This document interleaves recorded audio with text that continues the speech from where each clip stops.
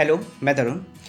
जैसा कि हम सबको पता है कि हम लोगों का आरआरबी का नोटिफिकेशन आ चुका है और इस नोटिफिकेशन से एक बात फिक्स हो गई कि हम लोगों का जो 6 मेजर एग्ज़ाम्स रहता है बैंकिंग सेक्टर का, उसका अभी अब लाइन लग चुका है, ठीक है। तो ये बहुत ही अच्छा टाइम है हम लोगों के पास कि हम लोग अपनी तैयारी बेसिक टू हाई पूरी तरीके से पहले से करके रखे रहें। और इसीलिए मैंने आरआरबी के लिए, आरआरबी क्या, आने वाले जितने भी एग्ज़ाम हैं सब यूज़ होगा, बहुत अच्छे से उसके लिए एक प्लान बनाया था, जो कि मैं एक इंट्रो वीडियो उसका निकाल चुका हूँ, जो कि मैं आई बटन पे दे दूँगा। पहले आप लोग वो देखिए और इससे पता चलेगा कि मैं आगे क्या प्लान किया हूँ, ठीक है। तो और एक बात और कि मैं, जैसा कि मैंने बता रखा है कि एक्सपीरियंस्ड और बिगनर दोनों को साथ लेके चलूँगा, तो बहुत ही क्रोनोलॉजिकल ऑर्डर से मैं वीडियो बनाऊँगा। तो आप लोग परेशान मत होइएगा, आप लोग बस अच्छे से अपनी पढ़ाई कीजिए और जितना हेल्प होगा वो मैं उतना करता जाऊँगा, ठीक है। तो चलिए अब आगे बढ़ते हैं। तो चलिए हम लोग देख लेते हैं कि अब इस वीडियो में हम लोग आगे क्या बात करेंगे। तो सबसे पहला है कि all about banking sector examinations. Basically ये बिगनर्स के लिए होगा, क्योंकि जब हम लोग तैयारी अपनी शुरू करते हैं तो हम लोगों को कुछ पता तो रहता नहीं है कैसे क्या हो रहा है, तो हम लोगों को कन्फ्यूजन होता है उसके बारे में, ठीक है। तो उसके लिए मैं ये बता रहा हूँ। और फिर हम लोगों का सबसे इंपॉर्टेंट रहेगा कि हाउ टू कंप्लीट सिलेबस। देखिए, कोई भी एग्ज़ाम हम लोग के पास रहता है तो सबसे इंपॉर्टेंट चीज़ रहता है कि उसका हम लोगों को सिलेबस पता रहे और उसको कैसे कंप्लीट करना है, क्या सोर्स है उसका, तो वो पता रहे, तो फिर हम लोगों के लिए ईजी हो जाता है, ठीक है। तो इसीलिए मैं इसको बताऊंगा, ठीक है। तो चलिए आगे बढ़ते हैं। और हाँ, अगर कोई भी क्वेरी डिस्कशन नहीं रहे तो आप मुझसे इंस्टाग्राम ऐप भी टेलीग्राम पे जुड़ सकते हैं। मैंने लिंक हर जगह दे रखा है और हम लोगों के लिए मैं ऐसी यूज़फुल वीडियोस बनाता हूँ, तो अगर अच्छा लगता होगा तो जुड़े रहिए, ठीक है। तो आगे बढ़ते हैं। तो सबसे पहले इसमें बात कर लेते हैं हम लोगों का कि बैंकिंग सेक्टर का, जो मैं बार बार बोलता हूँ कि 6 मेजर एग्ज़ाम्स, तो वो कौन कौन से होते हैं।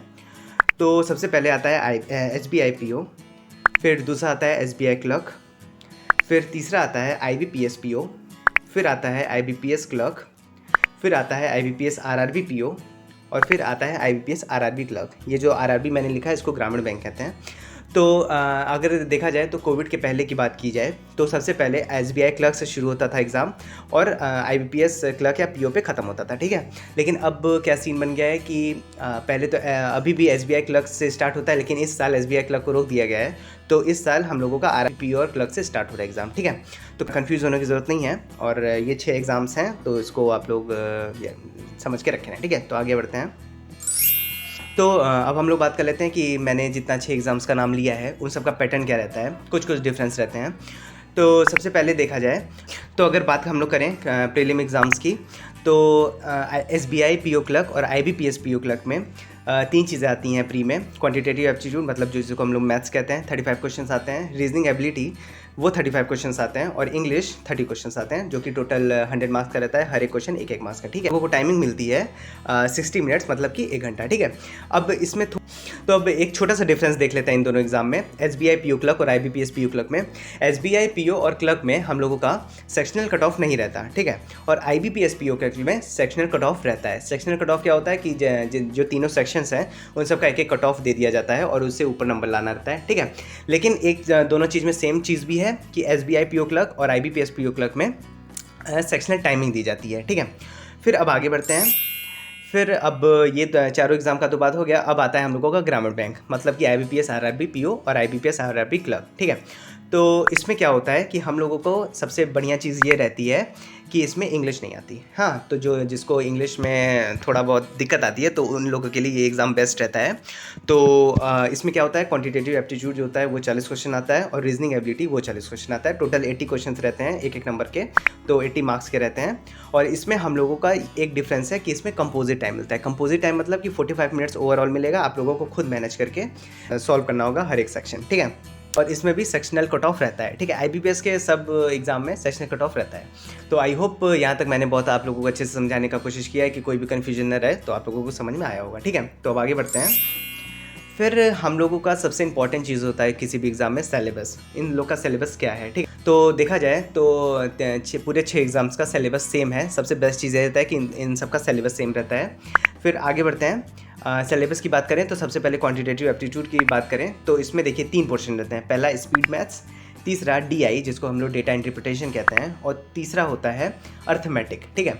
अब स्पीड मैथ्स की बात कर लें। स्पीड मैथ्स में क्या आता है, सबसे पहले आता है सिंप्लीफिकेशन अप्रॉक्सीमेशन, फिर उसके बाद आता है क्वाड्रेटिक इक्वेशन, फिर उसके बाद आता है नंबर सीरीज़। इसको स्पीड मैथ्स इसलिए कहते हैं क्योंकि कम टाइम में हम लोग इसमें ज़्यादा नंबर ग्रैब कर सकते हैं और ये केवल प्रैक्टिस पर निर्धारित रहता है, तो इसलिए ठीक है। फिर उसके बाद तो जानते होंगे डेटा इंटरप्रिटेशन रहता है कि हम लोगों को फिगर देख के उसका वैल्यू वगैरह निकालना रहता है, कैलकुलेट करना रहता है। फिर तीसरा जो अर्थमेटिक आता है, इसमें बहुत लोगों को कन्फ्यूजन रहती है, तो उसकी बात कर लेते हैं। तो अर्थमेटिक टॉपिक्स की बात करें तो इसमें सबसे पहले आता है परसेंटेज, फिर रेशियो, फिर average, profit loss, mixture and ligation, simple and compound interest, time work, time speed and distance, port stream and pipe system, permutation combination and probability, और फिर आता है मेंसुरेशन। ये देखने में तो बहुत टफ लग रहा है और बहुत ज़्यादा लग रहा है, लेकिन ऐसा कुछ नहीं है। ये तो अभी मैं केवल सिलेबस बता रहा हूँ, लेकिन इसको पढ़ना कैसे ये मैं आगे की वीडियोज़ में बताऊँगा अच्छे से, तो इसको आप लोग लिख के रख लेंगे, ठीक है। फिर आगे बढ़ते हैं। फिर हम लोग सिलेबस की बात कर लेते हैं अपने रीजनिंग की। तो रीजनिंग में दो पार्ट पढ़ा है, एक मिसलेनियस, एक पजल एंड सिटिंग अरेंजमेंट, फिर एक आता है जो कि हमेशा मेंस में पूछा जाता है, जो कि होता है लॉजिकल रीजनिंग, ठीक है। तो फिर अब मिसलेनियस में बात कर लेते हैं क्या क्या आता है। तो सिलॉक्स आता है, इनइक्वालिटीज़ आता है, कोडिंग डिकोडिंग आता है, अल्फा न्यूमेरिक सीरीज़ आता है, ब्लड रिलेशन आता है, डायरेक्शन डिस्टेंस आता है, और फिर आता है ऑर्डर रैंकिंग, ठीक है। और जैसे मैथ्स में स्पीड मैथ्स होता है ना, वैसे रीजनिंग में मिसलेनियस होता है। इसमें कम टाइम में आप लोग बहुत ज़्यादा नंबर ग्रैब कर सकते हैं। ये सब बहुत इंटरेस्टिंग और बहुत ही ईजी रहता है, ठीक है। इसको भी मैं आगे बताऊंगा कैसे क्या पढ़ना है। एक बार मैं फिर कहूँगा कि जो मैं पहले वीडियो एक बना चुका हूँ उसको आप लोग देख लेंगे तो आप लोगों को क्लियर हो जाएगा कि क्या कैसे होने वाला है। फिर आगे बढ़ते हैं। अब सिलेबस की बात कर लेते हैं इंग्लिश की। तो देखिए, इंग्लिश में कोई ऐसा सिलेबस तो नहीं होता, क्योंकि इंग्लिश कोई सब्जेक्ट नहीं है, इंग्लिश लैंग्वेज है। लेकिन इसमें फिर भी दो चीज़ें होती हैं, एक ग्रामर होता है और एक होता है रीडिंग, ठीक है। बहुत लोगों से आप लोग सुने होंगे कि बैंकिंग सेक्टर के एग्जाम्स में ग्रामर उतना मायने नहीं रखता है, लेकिन मेरा ऐसा मानना नहीं है। ये दोनों चीज़ अगर आप साथ में लेके चलें तो इंग्लिश आपकी बहुत स्ट्रॉन्ग हो जाएगी। और देखा जाए तो ग्रामर इतना टफ नहीं होता है, क्योंकि हम लोग बचपन में बहुत ध्यान नहीं देते इस पर, इसलिए हम लोगों को टफ लगता है। लेकिन बहुत ही छोटा है और अगर आप लोग कुछ दिन देख के इसको कंप्लीट कर लें तो आप लोगों के लिए बेनिफिशियल होगा। और कैसे करना है वो मैं आगे बताऊंगा अच्छे से। और फिर आता है रीडिंग। रीडिंग भी आप लोगों को करनी है, ये भी कैसे करनी है, क्योंकि अभी मैं केवल सिलेबस की बात कर रहा हूँ तो बहुत ज़्यादा डीप नहीं जा रहा हूँ, क्योंकि बहुत ज़्यादा लंबा हो जाएगा, कन्फ्यूज़ हो जाएंगे आप लोग, ठीक है। तो अभी तक मैं ये बताना चाह रहा था कि भी कभी बिगनर था, तो मैं भी जब स्टार्ट किया था अपना पढ़ाई तो बहुत स्कैटर्ड वे में वीडियोस पढ़े थे और मैं कहीं से भी स्टार्ट कर दिया था, तो दिक्कत आती है। तो इसीलिए मैं अपने एक्सपीरियंस से आप लोगों को बताना चाह रहा हूँ कि आप लोग सही डायरेक्शन से शुरू करें और एक अच्छा लय बना के पढ़ते रहें, ठीक है। और जो बिगनर होंगे उनको ये जो पूरा स्लाइड्स मैंने बनाया है बहुत यूज़फुल होगा, तो आप लोग मुझसे टेलीग्राम पे मांग सकते हैं, मैं आप लोगों को पीडीएफ बना के इसका दे दूँगा, ठीक है।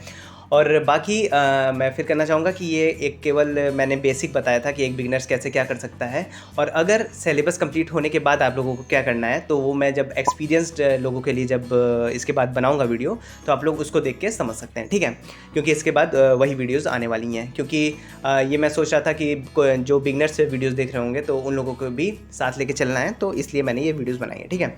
फिर उसके बाद हम लोग बात कर लेते हैं, ये जो पूरा सिलेबस है, सबसे इंपॉर्टेंट चीज़ कि हम लोग इसको कैसे और कहाँ से कंप्लीट कर सकते हैं, ठीक है। तो हम लोग के पास जो 3 सब्जेक्ट रहते हैं, क्वांट्स, रीजनिंग और इंग्लिश, तो इन सब का सिलेबस क्या होता है कि जब हम लोग तैयारी शुरू करें तो अगर एक जगह बहुत अच्छे से मिल जाए, इसीलिए हम लोग कोचिंग ज्वाइन करते हैं ना, तो एक जगह जब अच्छे से मिल जाए तो बहुत हम लोगों के लिए अच्छा होता है। लेकिन जब मैं शुरुआत किया था तो नहीं मिला था, लेकिन बहुत एक्सप्लोर करने के बाद ये मुझे सोर्स मिला।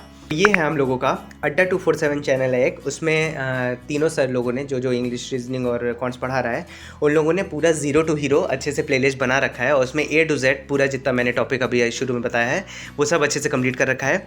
तो आप लोग इसको कैसे करना है कि हर एक दिन एक एक सेशन उठाइए और नोट्स बना के अच्छे से इसको कंप्लीट कीजिए जल्दी से जल्दी, क्योंकि नोट्स आप लोग अगर खुद का बनाएंगे तो आप लोग के लिए अच्छा रहेगा। और अगर एक ऑप्शन मैं और देता हूँ कि मैं तो नोट्स बना के अच्छे से तैयारी किया था, लेकिन आप लोगों को नोट्स नहीं बनाना है तो आप लोग मुझसे टेलीग्राम पे बताइएगा, तो मैं वहाँ पे अच्छे से पीडीएफ बना के नोट्स को दे दूँगा, ठीक है। तो आप लोग इस तरीके से अपना बैंकिंग सेक्टर का पूरा सिलेबस कंप्लीट कर सकते हैं, और इससे अच्छा शायद ही कोई सोर्स हो आप लोगों के पास, ठीक है। क्योंकि अगर मुझे भी स्टार्ट करते वक्त कोई बता देता या मुझे मिल जाता ये, तो मेरे लिए बहुत ही अच्छा होता, बहुत बेनिफिशियल होता। तो इसके अलावा भी अगर आप लोग के पास कोई दिक्कत आ रही हो, अगर आप लोग शुरुआत की हो, तो आप मुझसे पूछ सकते हैं और मैसेज कर सकते हैं, क्योंकि हर चीज़ का सलूशन होता है। So thank you so much, bye bye.